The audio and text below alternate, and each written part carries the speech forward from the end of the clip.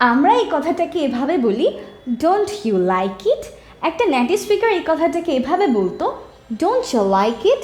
তো এই যে আমাদের প্রোনাউন্সিয়েশনের এখানে যে ট্রিকটা আছে, বা এখানে আমরা যে টপিকটি আসলে দেখতে পেলাম, এই টপিকের নাম হচ্ছে অ্যাসিমিলেশন। যখন একটা ওয়ার্ডের শেষে টি থাকবে আর এর পরবর্তী ওয়ার্ডের শুরুতে ওয়াই থাকবে, এই দুটো ওয়ার্ড মিলে অ্যাসিমিলেট করে একত্রিত হয়ে চ বা বাংলা চয়ের মতো একটা সাউন্ড সৃষ্টি করে। এই টপিকটা নিয়ে আজকে আমরা আলোচনা করব। আশা করছি এই টপিকটি বুঝতে পারলে আমাদের ইংরেজি প্রোনাউন্সিয়েশন অনেক স্মুথ হয়ে যাবে, ফ্লুয়েন্ট হয়ে যাবে এবং আমাদের কথাটা শুনতে সবার অনেক ভালো লাগবে। দেখুন, প্রথমে আমাদের যে ওয়ার্ডটা আছে সেটা হচ্ছে ডোন্ট ইউ। তো জেনুইনলি এটাকে আমরা এভাবে বলি, don't you like it, don't you want it, don't you want to do something. তো এই ডোন্ট ইউ যখন থাকবে, এরকম যখন আমরা ডোন্ট ইউ বলতে চাই যে কোনো একটা কথায়, তখন এই শেষের টি এবং শুরুর ওয়াই মিলে একত্রিত হয়ে আমাদের সাউন্ডটা এরকম হবে, don't you, don't you. Repeat after me, it's don't you, DONTCHA, don't you, don't you. এখানে টিটা আসলে সাইলেন্ট, এই টিটাকে আমরা উচ্চারণ করি না, আমরা এভাবে বলি don't you. Now let's practise some sentences. Don't you like it? Don't you like it? Don't you want to go with me? Don't you want to go with me? Don't you like movies? Don't you like movies? So এভাবে করে আমরা don't you কে উচ্চারণ করতে পারি, don't you এভাবে। পরবর্তী word won't you। এই won't হচ্ছে will not you এর contracted form. So won't you মানে তুমি কি কোনো একটা কাজ করবে না। won't you কে আমরা বলতে পারি won't you, won't you, won't you, won't you. For example, won't you go? তুমি কি যাবে না? Won't you go? Won't you want it? তুমি কি এটা চাইবে না?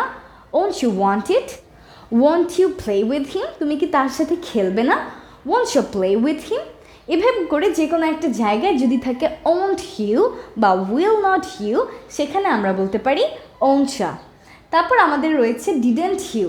তার মানে তুমি কি এই কাজটি করনি, এ ধরনের প্রশ্ন যখন আমরা করি ডিড নট ইউ দিয়ে, তখন সেইখানে আমরা কন্ট্রাক্টেড করি বলে ডিডেন্ট ইউ। এটাকে আমরা এভাবে উচ্চারণ করব, ডেন্ট ইউ, ডেন্ট ইউ। কীরকম? Didn't you. For example, didn't you go, তুমি কি যাওনি? Didn't you go. Didn't you write, তুমি কি লেখনি? Didn't you write. Didn't you play, তুমি কি খেলোনি? Didn't you play. Didn't you help him? তুমি কি তাকে সাহায্য করনি? Didn't you help him?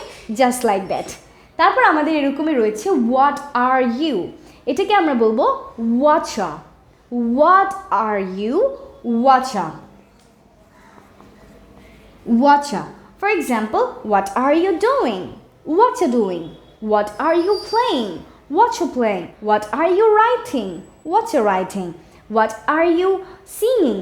What you singing? What are you watching? What you watching? Just like that. তাহলে what are you কে আমরা বলি what are। তারপর আমাদের রয়েছে got you। এটা আমরা জেনারেলি তখন বলি যখন আমরা কোনো একটা ব্যাপার বুঝতে পারি। got you তার মানে I understand অথবা okay, it's all right এরকম। সো যখন আমরা বলতে চাই got you, এটাকে আমরা বলতে পারি gotcha, got you, gotcha, got you, gotcha।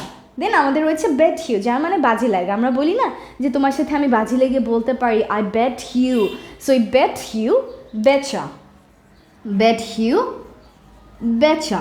Similarly আমাদের রয়েছে meet you। For example, I want to meet you। তো সেই সময় আমরা বলতে পারি meet you, I want to meet you। So this will be meet you। ওকে, তাহলে এরকম আরও অনেক ওয়ার্ড রয়েছে যেসব ওয়ার্ডের শেষে রয়েছে টি আর তার পরবর্তী ওয়ার্ডের শুরুতে রয়েছে Y.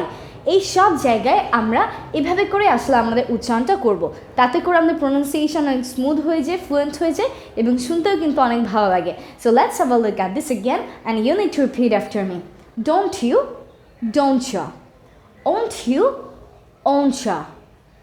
Didn't you, didn't you. What are you, what you. Got you, gotcha, bet you, betcha, meet you, meet you. Just like that. Now it's time to practice. So you need to practice these words at home so that you can pronounce them fluently without any problem. And I'll see you all in another lesson. Don't forget to share this one with all your friends. And I'm Noore Jannat Meem.